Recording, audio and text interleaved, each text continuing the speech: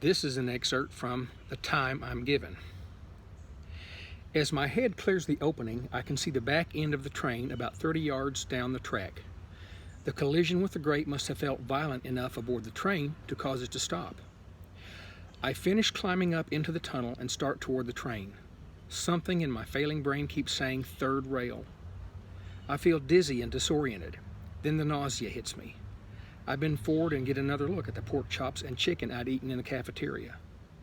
I finally finish off with dry heaves and manage to stand up straight again as I wipe my mouth with the filthy sleeve of my jumpsuit. I'm no longer capable of complex calculations, but simple experience serves me now. This is the effect of neuron loss, and I know that by the time I get to this stage, I've only got a few hours left before shutting down. That doesn't seem right, somehow. It's so hard to think and remember things, but I'm pretty sure I should have had at least another day. As it usually does in the last few hours, my mind clears some as the remaining neurons find new connections to replace those lost. This is a temporary reprieve, as more neurons die and the new connections will also be broken. My mind will come and go a couple of more times in the last hours before the final shutdown as my body fights to stay alive. The clarity won't last long, but for now, I'm thinking again. The exhaustion, sleep deprivation, and multiple head traumas of the last few hours have accelerated neuron loss. I have at best a couple of hours.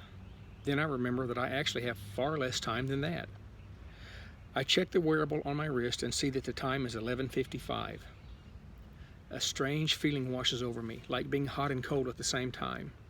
I'm overwhelmed by fear, frustration, and anger, but mostly by a profound sense of loss. Being Emily for the past few days has given me a glimpse at a normal life. Finding the growth catalyst at Cybergenics gave me hope of actually attaining it. Now all of that is gone, and I'll be gone too in a couple of minutes. I don't know how powerful the explosion is. It probably won't breach my skull. People standing nearby won't be splattered with gore, but it will be sufficient to destroy the precious company secret that is my brain. To the people standing next to me, it will look like I've had a stroke or an aneurysm burst. I'm sure some blood will trickle from my ears and nose, but that's about all that will be visible from the detonation. It's even possible that Androgen can recover my body and put a new matrix in my skull. It won't be me, though. All of the memories of my short existence, all of my recent hopes and dreams, everything that makes me me will be gone. Being careful of the rails, I step to the side of the tunnel and mount the steps leading to the platform on the back of a subway car. I'm not sure why I keep moving. I just don't know what else to do. As I enter the car, conversation stops and I'm met with stares of amazement. I can only imagine what I look like. I will again have blood in my matted hair from the many falls I took while trying to clear the grate. My jumpsuit is torn and filthy and smells of vomit. I stagger over to a bench and fall into it. I check my wearable again and see that I have less than a minute. I also don't have a cell signal. I'd hoped to call Zach and hear his voice once more, but good old rat karma is still with me. No such luck. I give in to despair. I can feel big tears roll down my face as my vision blurs. I'm vaguely aware of people asking me if I'm all right. I don't answer them. I just try to keep an image of Zach's face in my mind.